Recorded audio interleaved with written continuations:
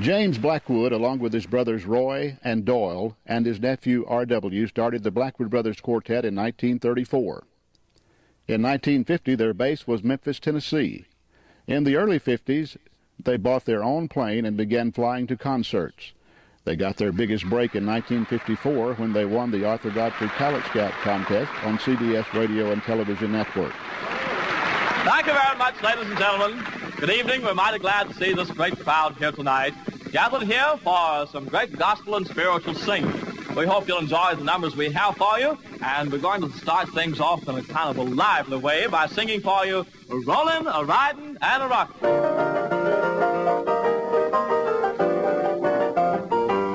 I am rolling, rolling, rolling, at my waist I am unholy, soon I'll reach my home in heaven by and by, and the tinkle sauce. 3 weeks later, their plane crashed in Clanton, Alabama, taking the lives of R.W. Blackwood and Bill Lyles. James vowed to quit singing. We had the plane crash in 1954, and Bill Lyles, our bass, and R.W. were both killed. I, at first, did not think I'd ever sing again. In fact, when the Statesman put me in their car that night after the plane crash in Clanton, Alabama, and took me to Memphis, I told them that I'd never sing again. That we had just won the Arthur Godfrey Talent Scout show, most popular show on TV, and the first gospel group to be on nationwide television. We had a record in RCA's top 10 sellers, and thousands of people coming out every time we went, a place we went to sing.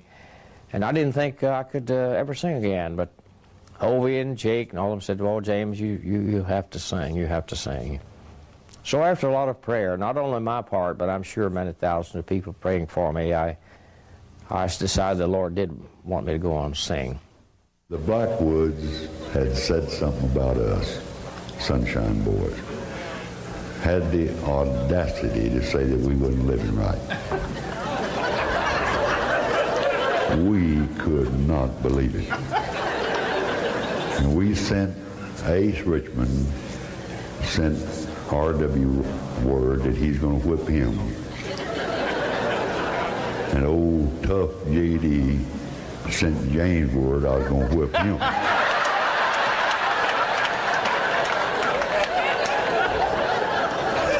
That proves I got some sense. But when I was sitting in my living room and the plane crash came on the air, I knew. Something told me, because I had just gotten saved, and something told me that I was going to go with the Blackwood Brothers, something I never thought I'd do. And I can truthfully say, God being my keeper, J.D. Sumner is what he is tonight because of this little peckerwood right here. James Blackwood loved people. He always attended the Grand Ole Gospel Reunion until last year after he'd suffered the stroke. I'm glad that he had this idea. I think it's wonderful if I had one event of the year to go to, and it's the only one I could go to, I would attend the Grand Ole Gospel Reunion in Greenville, South Carolina. I appreciate what Charlie is doing. Much like, you know, when J.D. and I had the idea of the National Quartet Convention and started back in the 50s, and then this idea of the Grand Ole Gospel Reunion came along. I think there's a lot of emphasis put on the new groups that start, and that's fine.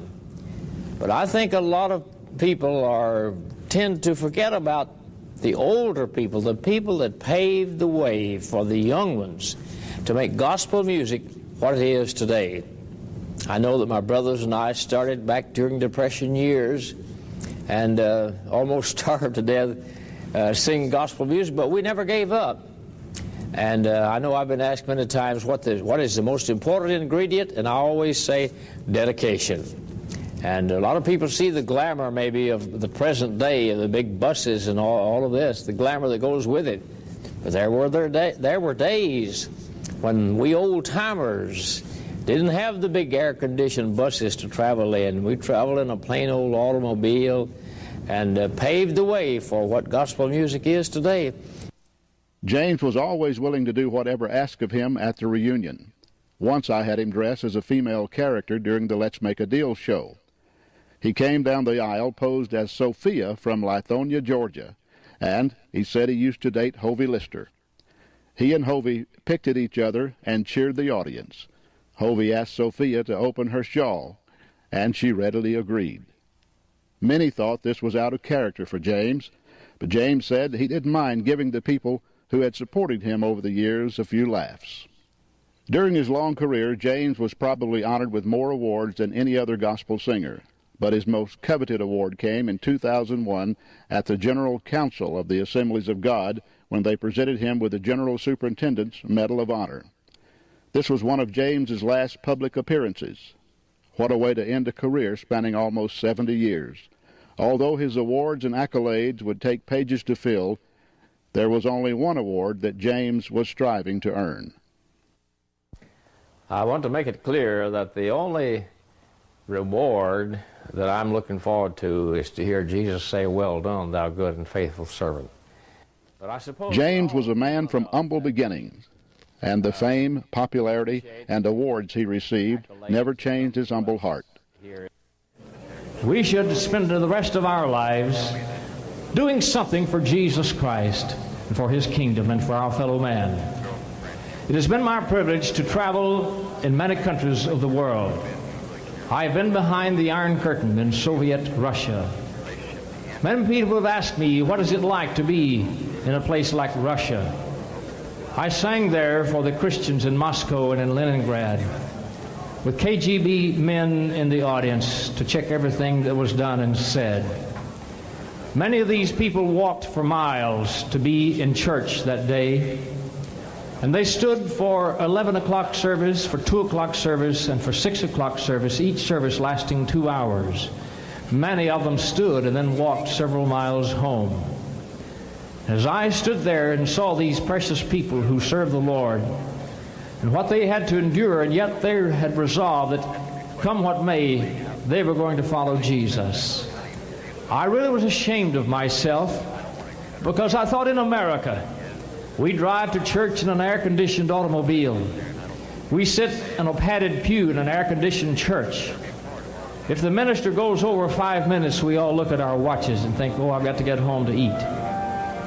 But ladies and gentlemen, the time may come when we too will not enjoy all the wonderful privileges that we today enjoy in America. I hope that time never comes to us. But it brings to my mind in Chronicles the scripture where God said, if my people, which are called by my name, will humble themselves and pray and seek my face and turn from their wicked ways, then will I hear from heaven, I will forgive their sins, and I will heal their land. With all that is going on in our country today, I think it is time for those of us who call ourselves Christians to quit playing church and playing religion and get down to business for God. Because this nation was founded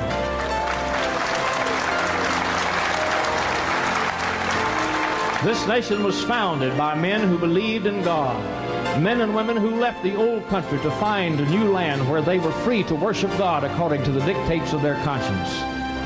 When our forefathers knelt and sought the divine guidance as they wrote our Constitution and the Bill of Rights.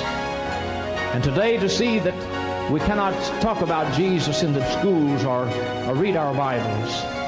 I think that there's enough people in America today that if we really get down to business with God and seek His face, that He will heal our land and restore us to the things that has made America great.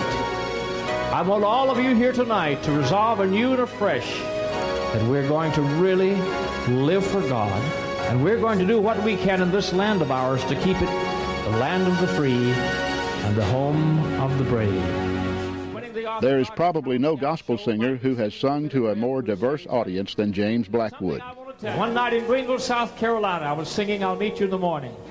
I came down to the audience, shaking hands with people. And from the back of the auditorium, people started getting up, coming down. Now I looked and saw a little old gray-haired lady on crutches coming down the aisle to meet me. She got there and tears were running down her cheeks. She put her arms around me. She said, James, that's my promise to you that if I never see you again, I'll see you over there on that beautiful shore. I would imagine that little gray-haired lady is now in glory. But that's my promise to you tonight, that if I never see you again on this earth, that I'm going to meet you in the morning over there. And I'm going to leave you with that promise here tonight, ladies and gentlemen. And I want you to remember that I'm going to meet you over there. I want to sing it one more time for all of you here tonight and those who have sung for it during the years that are in glory tonight. I'll meet you in the morning, meet you in the morning, with a how do you. James always said, "My motto and sole desire is to be used of God." To be used of God is my desire. James has been the little man in the white suit that has stood so tall in this industry. James Blackwood died February 3rd. Funeral services were held at the First Assembly of God Church in Memphis. Entombment was at Forest Hill in East Memphis.